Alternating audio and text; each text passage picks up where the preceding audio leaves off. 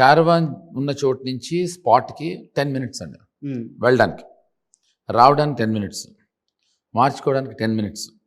అలా నాకు 8 changes ఉన్నాయి. అవును 4 hours పడుతుందండి. మధ్యలో ఎవరైనా ఫోన్ చేశారనుకోండి 4.5 hours పడుతుంది. మధ్యలో మనం ఎవరికైనా ఫోన్ చేసాం అనుకోండి 5 hours పడుతుంది. సో ఒక 4 గంటల సేపు అంటే ఒక హాఫ్ కాల్ షీట్ వేస్ట్ అవుతుంది. ఒక చొక్కా మార్చుకోవడానికి అంత దూరం వెళ్ళి రావటం అనవసరం. అదే ఇక్కడ అనుకోండి నేను మొత్తం 8 చొక్కాలు 10 నిమిషాలు మార్చుకున్నాను. సార్ సో టైం సేవింగ్ అండి. ఇప్పుడు ఇది ప్రొడక్షన్ పాయింట్ ఆఫ్ వ్యూలో నేను ప్రొడ్యూసర్ని, నేను డైరెక్టర్ని కనుక అని కాదండి. అది it's a basic human trait. ఎవరికైనా టైం వేస్టే కదా సార్ అనే ఉద్దేశంతో అట్లా చేశానండి. దీనికి మేకర్స్ చెప్పారంటే థ్యాంక్స్ అండి. Thanks makers, thank you very much.